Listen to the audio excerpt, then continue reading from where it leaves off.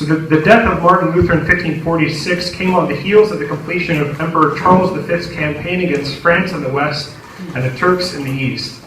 With his forces not otherwise preoccupied, he entered into a tenuous agreement with Pope Paul III, who they did not get along with, to wage war against the Protestants. Thus, the Holy Roman Emperor renewed his campaign against the Reformation, which he had begun way back in the beginnings of the Reformation, but again got distracted by the war with the Turk and France. So, upon the betrayal of Maurice of Saxony and the eventual defeat of the Small Chaldaic League in April of 1547, every obstacle seemed to be out of the way for Charles to once again have his German magistrates enforce papal rule over their subjects. And so on May 15th of 1548, the Augsburg Interim was imposed upon the German people. The interim required evangelical churches to restore nearly all of the papal abuses that they had been freed from by the Reformation, and chief among these was the renunciation of the doctrine of justification by faith alone, which of course no good Lutheran and a good conscience could renounce. So many Lutherans unfortunately capitulated to the terms of the interim in hopes of peace. Even Philip Melanchthon, writer of the Augsburg Confession, of course capitulated, taking with him those who are ever so affectionately known as the Philippists. But these, the true Lutherans, however, known as the Gnesio Lutherans, knew that man-made peace at the expense of the gospel is no true and lasting peace. And thus the Gnesio Lutherans knew that they chose to be incarcerated or executed rather than renounce their faith. Now, others, however, that were not incarcerated or executed, fled to the defensible city of Magdeburg. Magdeburg was very ideally located for this. Magdeburg, unlike many other Lutheran cities, was surrounded by formidable walls and was under the pastoral care of Nicholas von Amsdorf, who was a close personal friend of Martin Luther. He, in fact, was there when Luther was abducted by Frederick the Wise. Other notable Lutherans who fled to Magdeburg include Matthias Flacius Illyricus and Nicholas Gallus, both of whom are influential in the development, of course, of the formative Concord, the doctrines set there. The stage was set for Charles V to stomp out the Reformation in Germany. And all that was necessary at this point was for these theologians to recant their faith or to be handed over to the imperial forces. And the imperial forces that were set against Magdeburg, of course, were led also by Maurice of Saxony, who betrayed the Small Chaldaic League. These events precipitated a theological dilemma for the pastors at Magdeburg, because Romans 13 requires the Christian to be a loyal subject to the governing authorities, but it is universally understood that this requirement does not have such jurisdiction as to force the Christian to sin against God. So with the demands of the interim, including the renunciation of the justification by faith alone, the Lutherans at Magdeburg could not in good conscience obey this edict. And so on April 13th of 1550, the Magdeburg Confession was published, commonly ascribed to the pen of Amsdorf, and he is the first signer of this document, the city's pastor. It was no doubt influenced by the other Gnesio Lutherans that had gathered to Magdeburg, and of course among these are Gallus and Flacius. The title page reads as follows: The Confession and Defense of the Pastors and Other Ministers of the Church of Magdeburg, 13th of April in the year 1550. Psalm 18, I spoke of your testimonies in the sight of kings and was not put to shame. Romans 13, rulers are not a terror for good works, but for evil. Acts 9, Saul, Saul, why are you persecuting me? It is hard for you to kick against the goad. The intent of my paper is less with the goal of getting you to do something and more. I just wanted to present what was said in the Magdeburg Confession. So the majority of this is really just going to be, you should read it, really. But I'll give you a brief overview. The Magdeburg Confession is constructed in three chief parts, and the first part is basically a representation of the doctrine set forth at Augsburg in 1530. The second part is a doctrinal defense for the resistance of the lesser magistrate against the higher authorities. And finally, the third part is an exhortation against all those who would aid Charles V in his war against the evangelicals. This portion also includes a condemnation of all who would attempt to be bystanders and sit on the sidelines and give no aid one way or the other. The confession was then concluded with Psalm 93. So for the preface, before the first chief part, the preface is a clear attempt to rally all those who would have rallied under Luther had he not, prior to this, joined the church triumphant. The preface begins, "There can be no doubt that God, by his great kindness, raised up Dr. Martin Luther as a third Elijah, in order that he might reveal in these last days, according to his published prophecies, the man of sin, the son of perdition, the Antichrist, ruling in Rome in the temple of God, likewise to destroy him by the Spirit of the mouth of Christ, and to rebuild the entire doctrine of his Son." So the writers of this confession see themselves and their cause as identical to that of Luther. And in appealing to Luther as a third Elijah, they're implying an eschatological urgency that to all who are going to read this confession, that you must essentially make a decision. Are you for the Antichrist, or are you for the true religion? A brief history then follows after the preface that outlines how the present plight of the evangelical church came to be. Amsdorff refers to the events of the Diet of Augsburg that took place 20 years ago at this point, and writes a marginal note in the confession itself, referring the reader to specifically Luther's warning to his dear Christian people. And Luther is quoted extensively, not explicitly, but very much you can see his theology and in his writings that have very much influenced this document. And then the confession goes on to give a brief history of these events that lead up to the Augsburg Interim in May of 1548. The preface then goes on to condemn all those who think that capitulating to Rome allows for the continued acceptance of the faith confessed at Augsburg. And here follows the self-stated reason for writing this confession.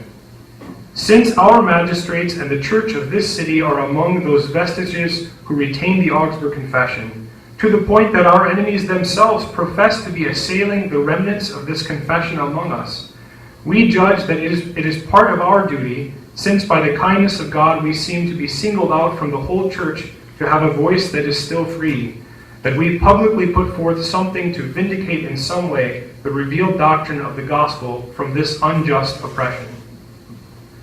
The preface goes on to outline the contents of the confession, which I've already done a little bit, but the point is made that the Augsburg Confession is the primary document for this, that this is the faith that they are defending.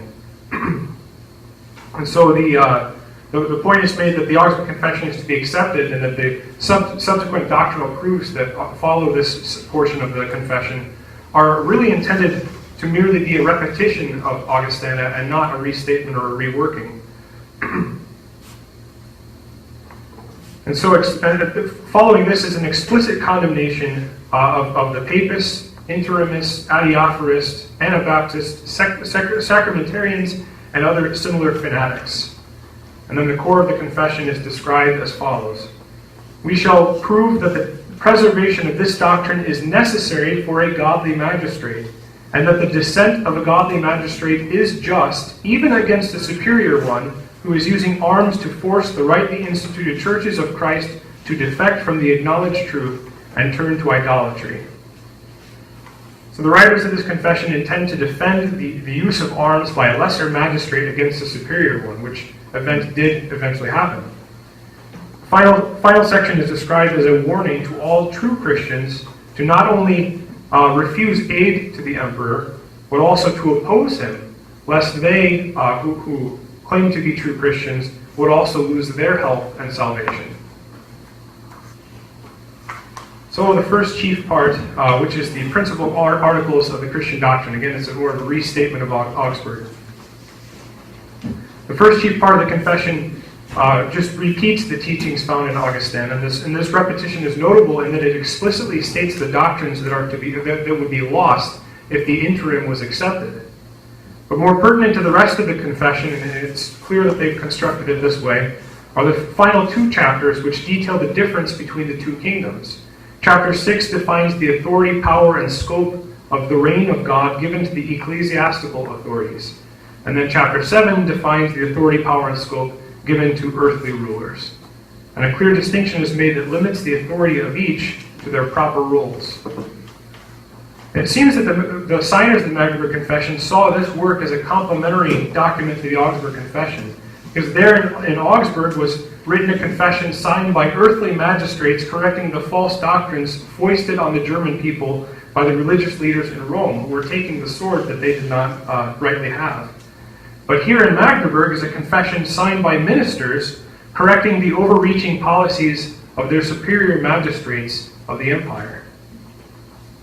So chapter 6 concerning the church defines the soteriological purpose of the church in a similar language to Augustana, particularly Article 5. And here is also defined the authority of the bishops as presented in Article 28. The focus of this chapter is primarily to define the authority and office of the keys so that a clear understanding of the church might be presented. And that definition of the office of the keys is as follows. Moreover, the power of the keys is the power to teach the word of God, to administer the sacraments, to loose and bind the sins of individuals or groups of men, to call ministers, to hear and adjudicate questions of religion, to devise traditions that aid the ministry instituted by Christ.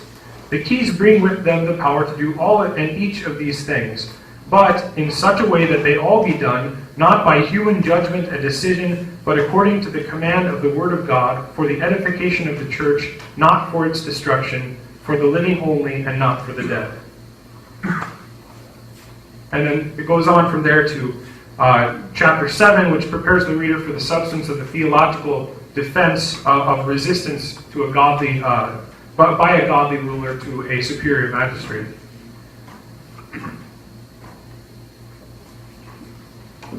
The confession sets the earthly magistrates in contradistinction to the church. They want to clearly differentiate these two, while pointing out that both are ordinances of God. They are both equally under the authority of God, and that God is the one who has established the church, and God is the one who establishes the government.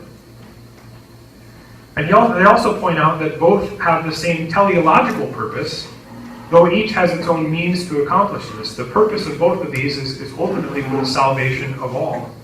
But of course, the church accomplishes this in a different way than the government aids that.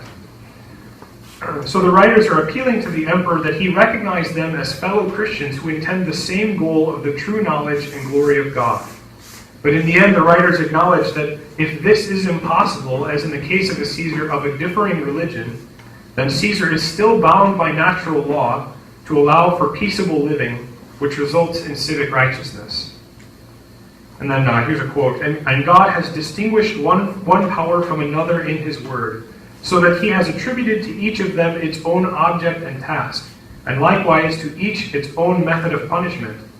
And although he does not desire the powers to be mixed up with each other, nonetheless he desires them to help each other in turn, so that in the end they all may agree, and that everything in its own place and way principally may promote the true knowledge of God and his glory and their eternal salvation.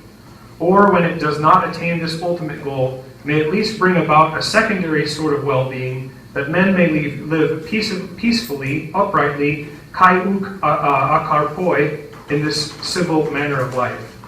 Of course, and without fruitlessness, being the Greek there. Thus, the Confessions defines the limits of government to the rewarding of righteousness and the punishment of evildoers. Again, there's a reason that Romans 13 was on the title page of this document. Now for the second chief part, this is the primary push of the paper itself. Now the focus is placed on resistance proper. When is it just to resist a tyrant? And having outlined and defined the rule and the limitation of both the church and the state, the confession then goes on to say that the abandonment of such rule and limitation necessitates action on the part of the lesser magistrates. That it is their God-given duty, not just that they are allowed to oppose the ruler, but that it is their duty to do so as the proper authority. The superior magistrates were attempting to force false worship on the Lutherans and threaten death to those who would not submit to their yoke. This is likened by the confession to Christ's prediction that they will put you out of the synagogues, and the hour is coming when everyone who kills you will think that he is offering an act of worship to God. This is from John 16. The confession is careful to state that if Caesar would only allow them the same courtesy that he allows the Jew and the Mohammedan, then the Lutherans would make the best citizens. For we teach that with the Apostle Paul that you are the vicarious minister of God for promoting good works, and that obedience is owed to you in this role, just as to God, not only because of the wrath or fear of your sword, but also because of conscience, that is, fear of the wrath and judgment of God. And again they say, we command them by the word of Christ to render unto God the things that are God's, and to Caesar, though he be different in religion, the things that are Caesar's. They render these duties of double obedience, and conduct themselves without crime of their conscience on either side, and without rancor, when both sides keep themselves within the limits of their duty prescribed by God and by the laws. So long as you keep doing your duty and the church does our duty, there should be no conflict of conscience. And by pointing these things out, the writers of the confession are making a clear distinction between themselves and those radical reformers at Mühlhausen, such as Thomas Müntzer. The confession takes great pains to say that the current resistance was necessitated not by their own disagreement with Caesar, but by his own insistence on bloodshed. And as an aside, I did find it interesting that, of course, if you're familiar with Thomas Müntzer's sermon, he compares himself to Mattathias, who rouses up the Maccabees to fight on the Sabbath day. And in the Magdeburg Confession itself, they use the same description. They consider Caesar as Antiochus, and they see themselves standing in the role of the Maccabees.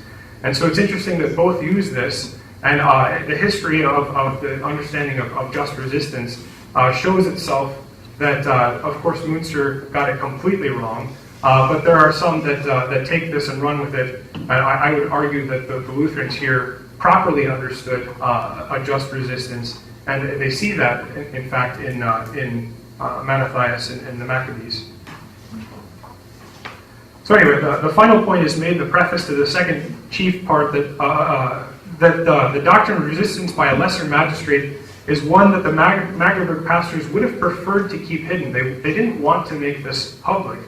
They acknowledged that such a public proclamation of this teaching may result in others abusing it as a justification to take up the sword against a superior magistrate when less violent means may be sought. And we actually see some of this in the blending of the two kingdoms that happens with John Calvin. He actually presents the Magdeburg Confession to his magistrates and says, here's why I'm doing what I'm doing. And he uses the Magdeburg Confession and does exactly what they said might happen and that they were afraid would happen. Nevertheless, the current threat of extinction to the gospel impels the pastors of Magdeburg to publish this teaching. They know that they can't remain silent, even though it, again, could be abused and will later be abused. The just resistance of a lesser magistrate is then defended by three primary arguments. The first argument is made from the definition of the magistrate as given in Romans 13. The second argument is made by an exposition of Christ's statement, rendered unto Caesar the things that are Caesar's, and to God the things that are God's. And then the final argument is made from history, in which God resists tyrants by means of lesser magistrates. So the first argument from Romans 13 is made from giving the definition of a magistrate as found there. And I think this is probably the clearest, and there's a reason this is the first argument. This really sets the foundation. In this first argument, the confession gives this definition of the magistrate, and likewise the definition of a tyrant. And the tyrant is one who, of course, does not reward good and punish wicked, but reverses those. So the term tyrant is not used lightly and is broken into four categories and four levels of tyranny. And also, alongside that are the four levels of resistance that ought to be done. And so it's clear that they aren't just saying, find fault in your superior and take up sword against him. Here they're saying that there are levels of tyranny and appropriate action must be taken. You shouldn't take this out of context. So the first level of tyranny is the injury done by a magistrate due to his own vices, as in adultery or in some other illicit activity that harms the citizens under him. This level of tyranny is likened to the drunkenness of Noah, and the actions of Shem and Japheth are commended as exemplary, that this is what the magistrates ought to do. They should, so to speak, cover their father's nakedness.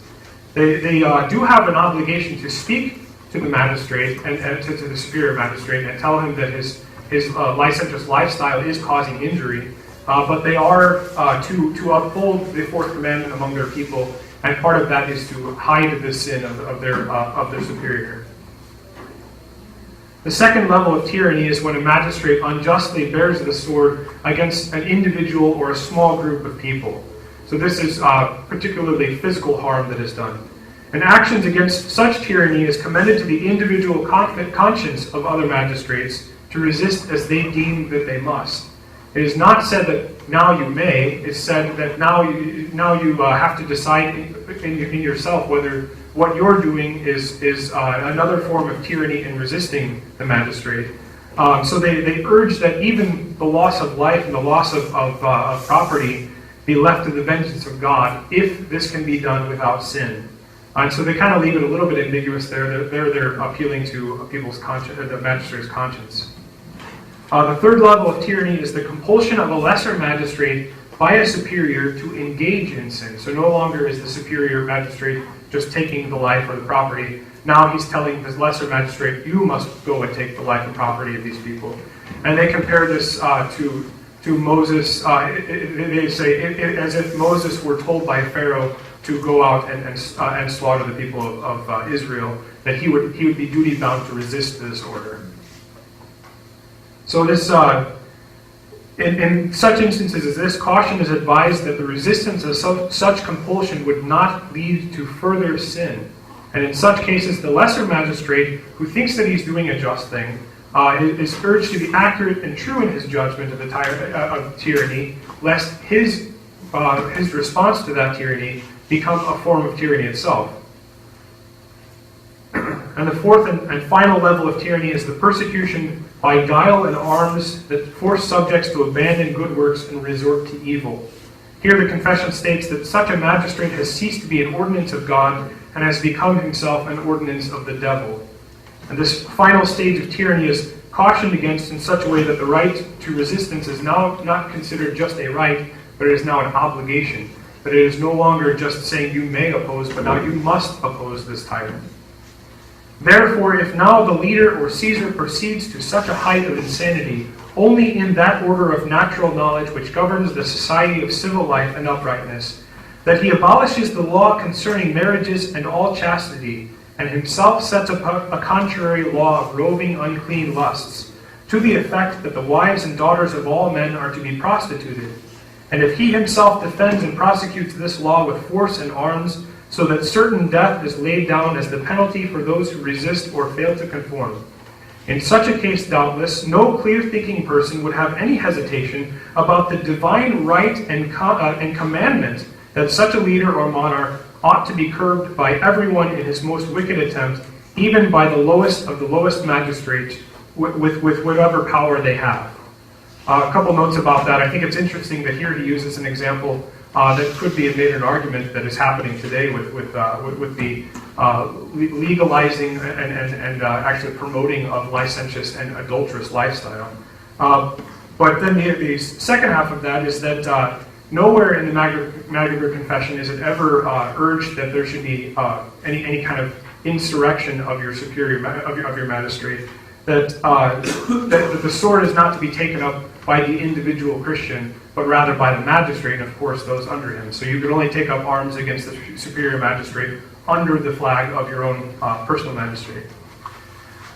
So then the confession goes on to say that worse than even such a forced physical prostitution as described is the forced spiritual prostitution that would be done if the interim were enforced and not opposed.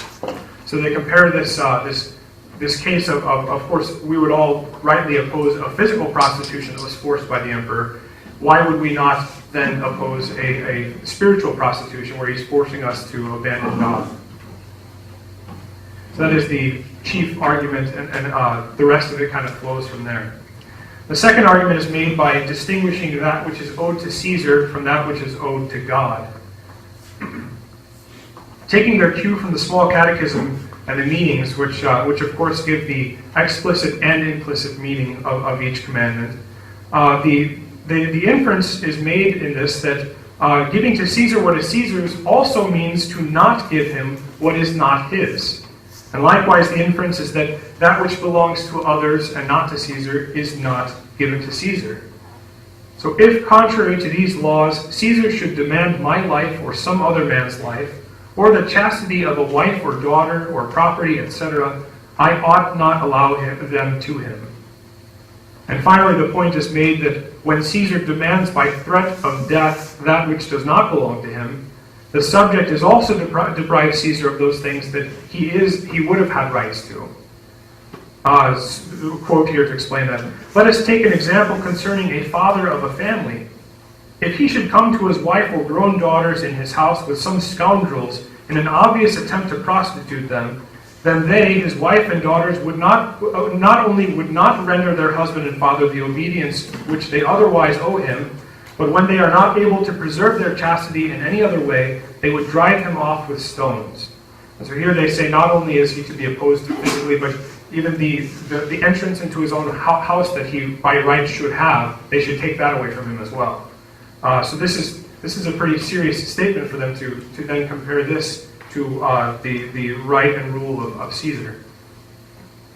So the connection again is made between physical prostitution of such a vile father with the spiritual prostitution of a tyrannical Caesar. And finally, this second argument takes Christ's statement to mean that God is owed all things. Caesar himself is subject to God. Therefore, Caesar should render to God that which is God's and not take it for himself. This argument is made principally to a Christian magistrate, and especially to the highest prince, namely the Holy Roman Emperor. However, it is assumed that this be the case even in those situations where the magistrate is not a godly man. And the third argument that is presented for the defense of a lesser magistrate is made from history itself.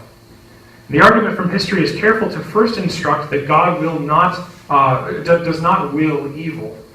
Therefore, he does not want evil leaders to be followed in all things, only those things which can be done without sin. So this, again, they would clearly say that the Nuremberg defense is not allowable here, that an order that is unjust must be opposed. So because if subjects owe complete obedience to their magistrates, even to sin by his command, then God would contradict himself. And so God opposes magistrates that lead their subjects to abandon him and cause them to sin. Nowhere again in the confession are subjects urged to take up the sword themselves to restrain the evil of a magistrate. Rather, care is taken to say that the magistrates, the lesser magistrates, are the proper tool which God uses to restrain the evil of other magistrates. They outline three different ones, of course, where the superior magistrate reprimands a lesser magistrate, and then they have equal magistrates enforcing good law. And then the final one, which they're outlining, of course, in detail, is when a lesser magistrate may oppose the superior. And then what follows from this is a number of examples from history in which God opposes the tyranny of an unjust magistrate by means of a lesser magistrate. So again, they appeal to Antiochus, who was opposed by Mattathias and the Maccabees in 1 Maccabees 2. Jehu took up the sword against King Joram in 2 Kings 9. The people defended Jonathan from death by his own father, Saul. But here again, they did not depose him. They just defended Jonathan in 1 Samuel 14. Asa removed his mother's idolatry from the land in 1 Kings 15. And Ambrose, and so then we get away from Scripture, Ambrose opposed Theodosius in the tripartite history in Book 9. You can find that. The Armenian Christians, when they became Christians, opposed Emperor Maximus. And then Emperor Constantine opposed his co-emperor Licinius. That is found in Eusebius' history. And finally, Trajan, Emperor Trajan, who of course is not a Christian here, tells the master of the horse, "Use this sword against my enemies if I give righteous commands, but if I give unrighteous commands, use it against me." And so they use this example of Trajan's statement that this is something that is known even to an ungodly ruler, that the highest level of natural law and reason can tell us this as well. And so thus the pastors of Magdeburg looked to the history of the church and even to naturally revealed law to see evidences for such restraining of a tyrannical magistrate by the lesser magistrate. Now, what follows from here is an exhortation to all those fence sitters who would not take up one side or the other with the interim. And this final chief part includes the most vitriolic remarks towards those who lend aid to the emperor in his campaign against the church. If a preacher were to look for examples of preaching the fifth commandment, he should look no further, of course, than this large catechism, but if he wanted to learn a little bit more, he could dig into this. I think they very clearly defined this understanding of the fifth commandment. The language of the small catechism is echoed throughout this portion. Not only is it a sin to take up the sword against the Lutherans at Magdeburg, it is equally a sin and no less sinful to stand by and do nothing. That is not helping and serving my neighbor. There is nothing but the harshest condemnation for all those fence-sitters who likely intended to watch and see the outcome of this emperor's campaign before they committed one way or the other. They acknowledge that there are likely many true Lutherans out there that are just cowards, but that they ought not just sit on the fence and wait and see what happens, because they're then endangering their own salvation in sinning this way. And so the interimists are warned that by refusing to retract their subscription to the Augsburg interim, they become partakers in the crucifixion of Christ's body at Magdeburg. They get very graphic with this. They say that this is the remnant of the church here, left on earth, the visible church, and here it is at Magdeburg. And not only are you taking up arms, but you're essentially spitting on Christ's body as he is languishing. So a call to repentance is strung throughout this exhortation, that any who had forgotten their former love would return to Christ and to the doctrinally pure church. If any men, here follows a quote, if any men with Peter knowingly deny Christ by way of weakness, or unknowingly persecute him with Paul, we pray for them, that God may grant them repentance like that of Peter and Paul. And those who die in this run-up to war, or who shall die later in the actual conflicts, shall they not die as persecutors of Christ? How then will they be able to hope for forgiveness from him whom they are persecuting, or to excuse their deed, or deny that they have persecuted Christ in this war, since conscience itself then will rightly warn them? So again, there's really no quarter given in this. The various excuses of those who would not lend aid to the Magdeburg, to the Lutherans of Magdeburg, are then presented and then summarily refuted. It'd be kind of tedious to go through every one of those, but so I'll just continue here. And then finally, this condemning statement is made. God knows the emptiness of these reasons and whatever others they are able to think of now, and he proves in the conscience of individuals that they are not able to fool God, but will pay him the penalties for this abandonment. Therefore, this doctrine is an exposition of the fifth commandment, which makes guilty of murder not only those who take away life unjustly, but also those who do not rescue as much as they can, either their own or others' lives from unjust violence. So here there is kind of an appeal that self-defense can be made, because they again include defending yourself from the sword is allowable under the fifth commandment. And then what follows here is the duties of all those who would be Christian and know of the plight of the Christians at Magdeburg. First, to all those who know what's going on to the people in Magdeburg that are suffering this persecution, that prayer is to be made to God, that they are to pray for their brothers who are under persecution. And then second, and equal to this in a sense, is that supplications are to be made to the superiors. They aren't just to pray silently into the room, but they're also to submit supplication to the emperor that he quit this unjust crime. And third, when such supplications are ignored, which they assume they will be when they write this, equal and compensatory force is to be used against those superiors who are persecuting the church. Here they say that it is not just a right, but it is now your duty to take up arms against the emperor who is perpetuating this violence against the church. And finally, the inaction of those who are afraid of losing their lives is roundly condemned.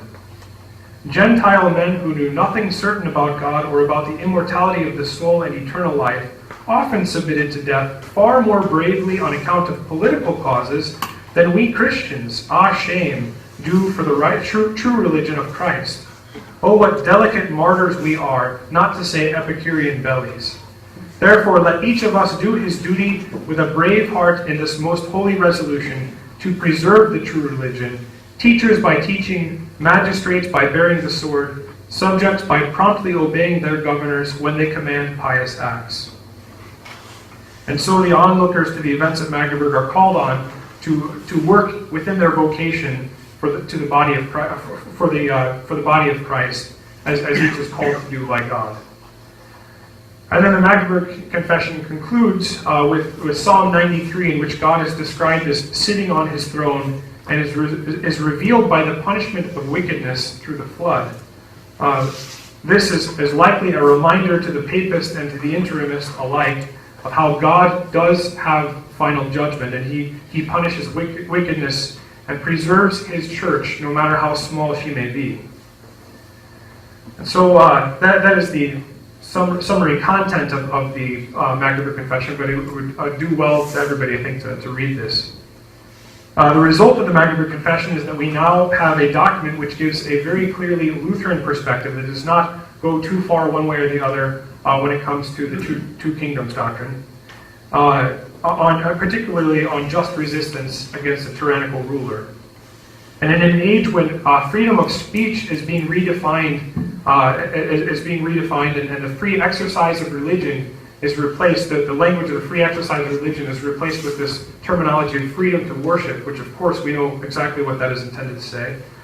I think it behooves every Lutheran pastor to become acquainted with the reasoning of such resistance. But this warning remains that we should study this carefully, lest it be abused or misappropriated to a context which it does not belong. There is a strong temptation to jump to conclusions regarding the current day political climate in America, but careful study should always precede any confession that is done by pastors, as it was done by the pastors in Magdeburg. They did not come to the writing of this lightly or inadvisedly. They took it very seriously and very carefully constructed this document.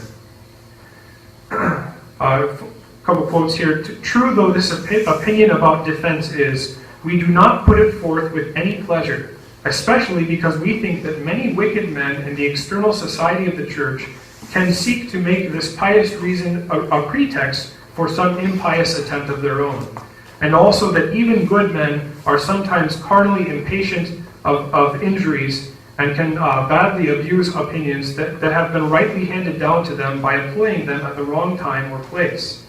For this very reason we know that the greatest theologians before us were especially cautious, hesitant, and careful in setting forth this opinion, since it was not yet necessary nor beneficial for every curious inquirer to know.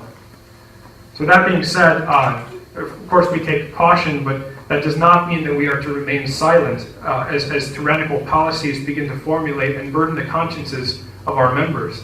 There are many members, every one of us has somebody, even if you have a teacher in your congregation, you have somebody that is being, their conscience is being burdened by the current administration's policies that are being put forth. And so we do need to speak to these things and not just say, well, that's not something that the church should get involved in. We do have an obligation, just as Pastor Post mentioned, to comfort the consciences of our members. And so that does mean we also are to instruct them of this good work, which is to oppose such tyranny. And these examples are many and various. Of course, we had the HHS mandate, the congressional attempt to force our daughters to register for a draft, and most recently the attempt by this current administration to enforce transgender use of restrooms. Not just restrooms, of course, but showers and sleeping accommodations. This is a vile thing and we should speak to it. But the exhortation is well suited to us. But again, we ought to take care and caution in how we present this, that we don't want to overstate our position, and likewise we also don't want to understate our position.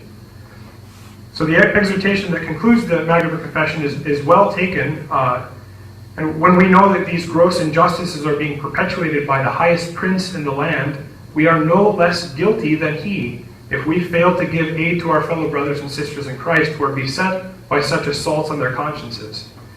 Just as the magistrates defended their pastors' lives at Augsburg and the pastors defended their magistrates' consciences at Magdeburg, so too we ought to, as the visible church in the United States, speak up in defense of the lives and consciences of our citizens.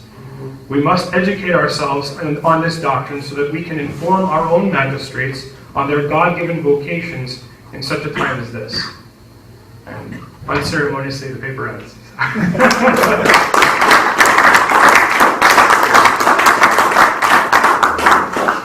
Any question? Yes, thank you very much, Michael. An excellent paper and very thought-provoking.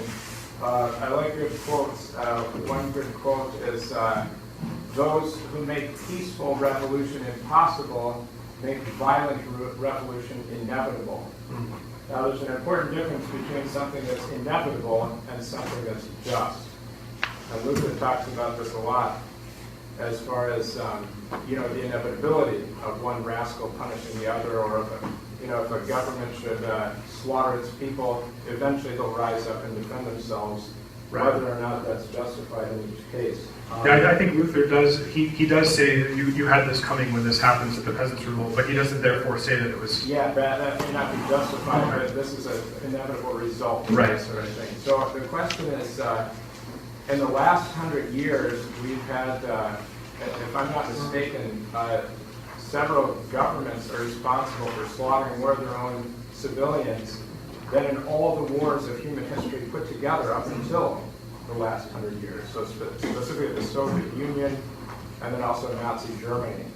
And the one angle on this, William Shire, when he writes this, Rise and Fall of the Third Reich, says that Luther is partially to blame for the Nazi ideology and for encouraging quietism among Lutherans, who will submit no matter what and who will allow everything to be destroyed, murdered, and persecuted and never resist at all.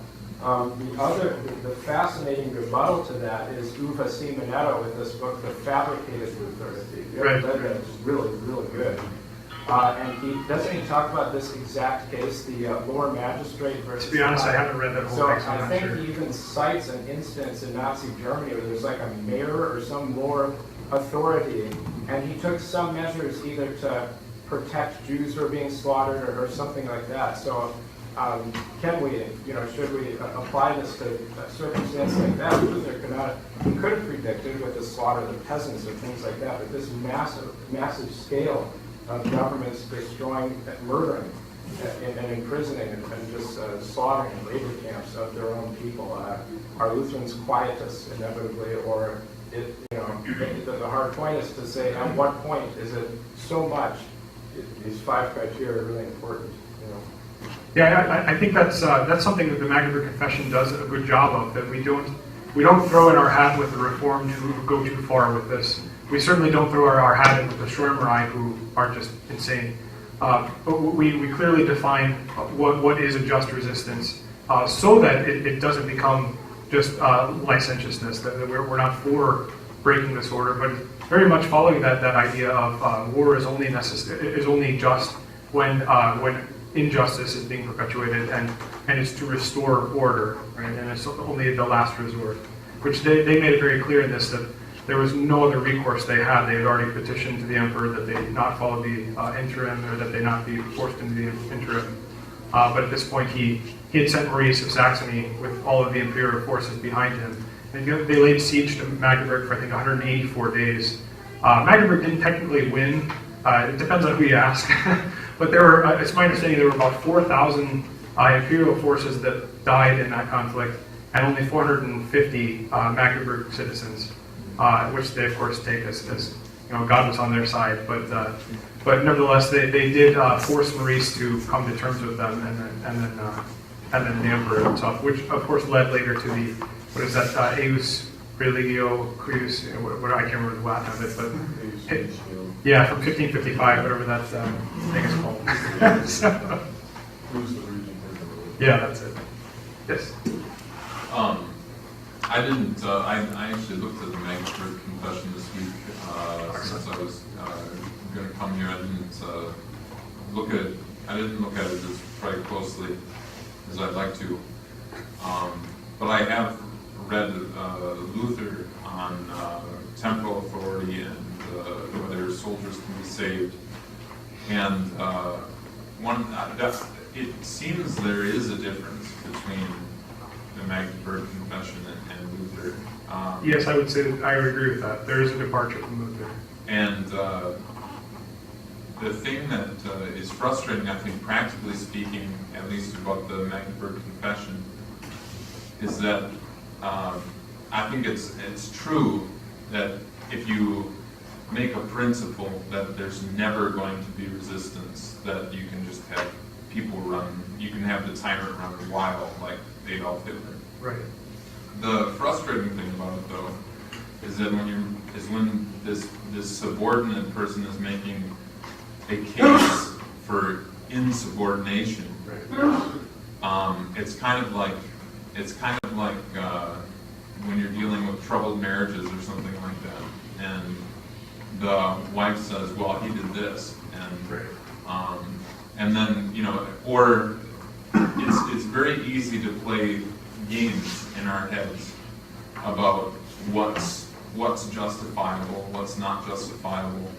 You can't escape that with Luther. I mean, Luther's right. just insistent that you cannot take these as evangelical counsels. If you're going to be a Christian, you're going to do it. Mm-hmm. So that was just one of the differences I thought between the two. Yeah, I found I didn't read nearly as much as Alex did in his preparation, but I kind of found the same thing where there was a bit of a departure here from Luther, even though they want to be in line with him on these things. I think that part of it is that they recognized in themselves that if they were to be stomped out, that everything Luther said would be lost as well, and so that they saw this as very eschatological. That if this really is, they saw themselves in the end times, and in a certain sense, of course, they're absolutely correct. I think that they might have been a little bit millennial in some of the things they said, but that's okay. But I think there's this understanding of an urgency to it that I don't think was quite there with Luther, that they clearly, I'm sure clearly have. But it's also interesting, they never mentioned this event, but there is an example from Luther's life where he was protected by Frederick the Wise, and that is an instance of a lesser magistrate standing up to a superior. He should have by rights been executed, but he was protected. So Luther himself, and from the beginning, the Reformation was protected by this doctrine. So, yes. Excellent paper. Now it's interesting because this was translated by a Reformed pastor, right? Yes. And you actually got to hear him speak at a Reformation party. Right. Just this last October, yeah. Right. And so it's kind of interesting that the Reformed are actually more interested in our tradition than we are in a lot of cases. They had a better Reformation party than anybody within an hour distance from us, so it's kind of depressing. Can you comment a little bit on, do the Reformed who were, because we're friends with a lot of these people, we have many good theological conversations with them. Are they getting Magdeburg right? Are they twisting or perverting it? I would like to speak to that. As I mentioned, John Calvin takes this document and lays it down before his magistrate, and I think he doesn't understand. It's a little bit like how the Reformed read bondage of the will. They see, but they don't understand, right? And so there's this kind of, they're missing some major points, and I think the same thing is happening here. And that's what I picked up from when he spoke as well. He was very alarmist about things and saw the duty of the church to really, contrary to the Constitution, to establish the religion, and that because the government is not doing this, we ought to stand up to them on those reasons. Where I think there's clearly a misunderstanding there. They're not quite reading Magdeburg Confession correctly, I don't think. Yes. So two things kind of stuck out of me. Well, first, you mentioned that the first sign of a tyrant, or the first kind of development of tyranny, is an immoral lifestyle. And just kind of thinking about that, and in light of really since in my lifetime at least, since 1999, with the sexual relations, or 98, was it? What? Yeah, with Bill Clinton saying I've not had sexual relations with that woman, you know, and really since then that's just kind of people just kind of call him Slick Willie and just sort of almost applaud him for just being able to get out of that when that was a scandal. And then you have today, it seems that however many wives you've had, you know, in public office, that's just, well, whatever, who cares? And we just see it culminate more and more. And the other thing that struck me, that stuck out was, and I agree with this, that you said we need to be very careful in how we address this stuff as pastors. I mean, how would you say that we can address, without going on a rant about how immoral Donald Trump is or something like that, or how immoral just any Democrat is,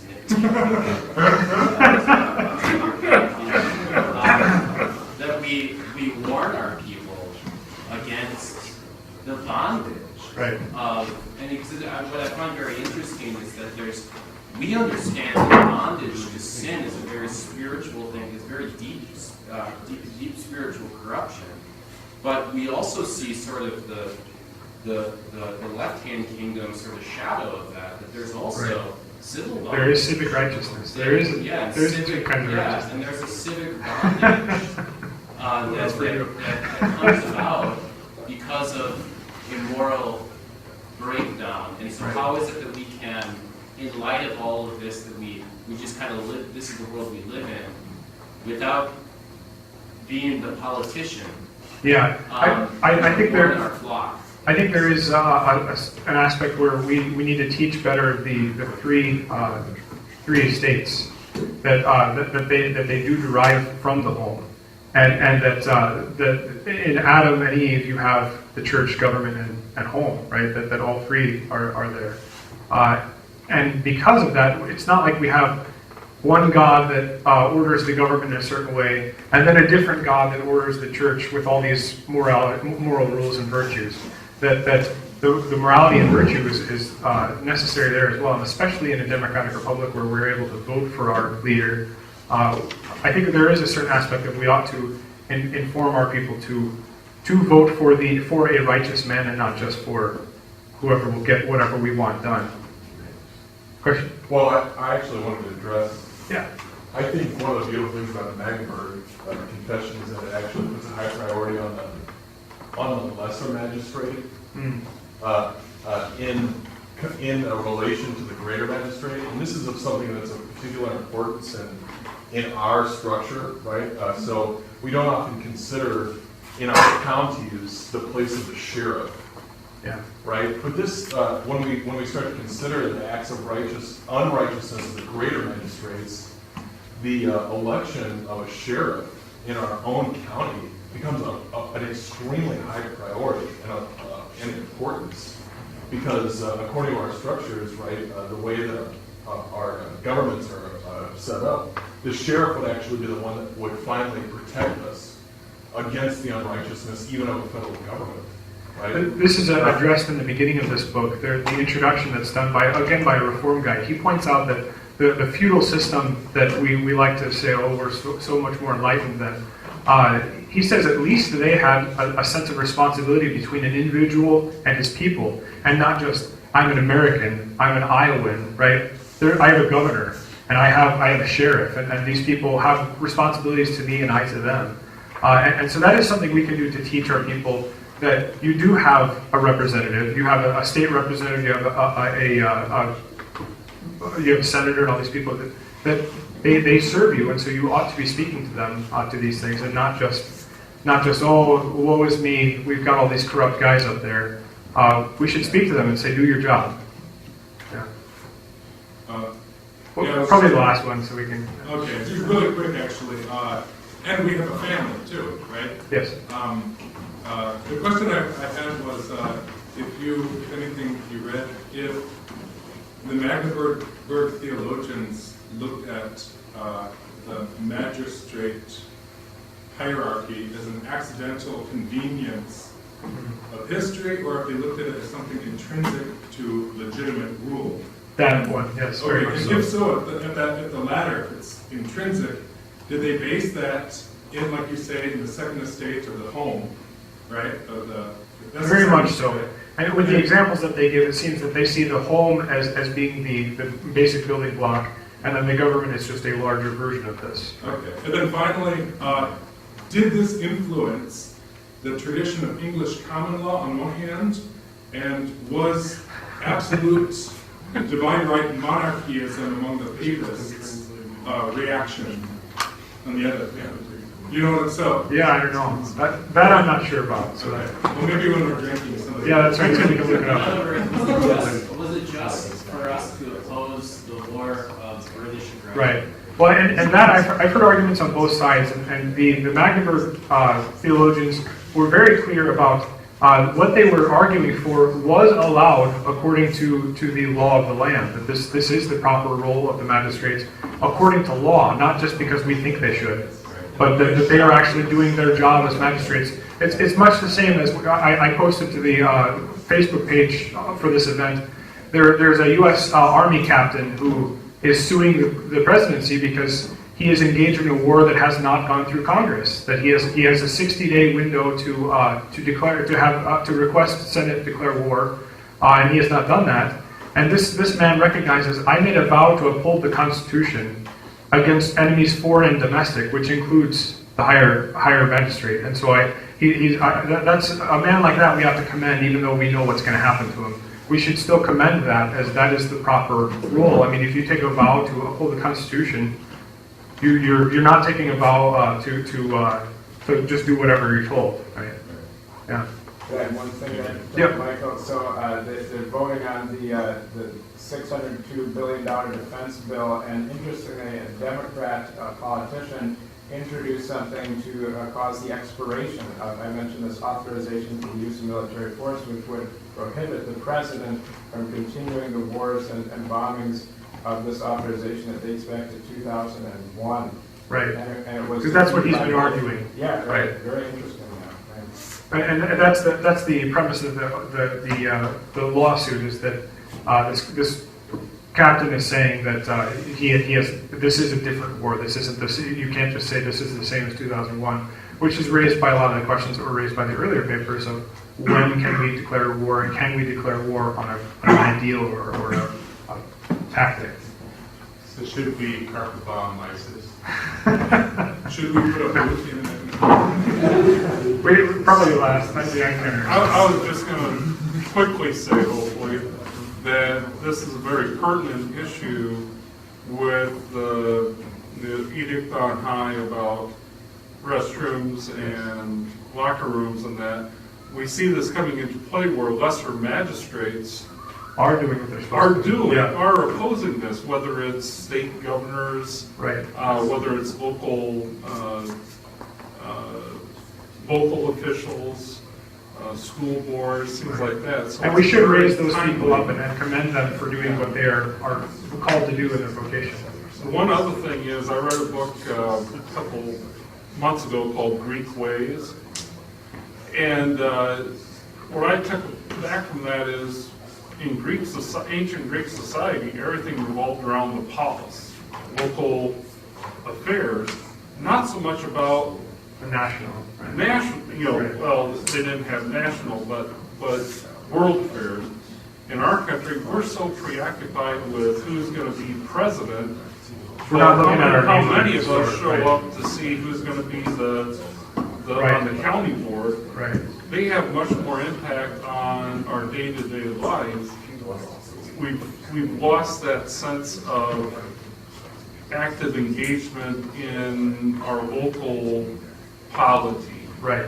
And we get so distracted with things that frankly we have little or no control of. And the thing I'd like to say to that is that there is a call to action for us in the Magdeburg Confession that the separation of church and state is not in the Constitution. The protection of the church from the state is, but it does not say that we are to be silent to the government or to our. And I think President Harrison is doing a good job with getting our voice out there to the federal side of it. But I think we can take that lead and do exactly what you said and be more involved in our local government.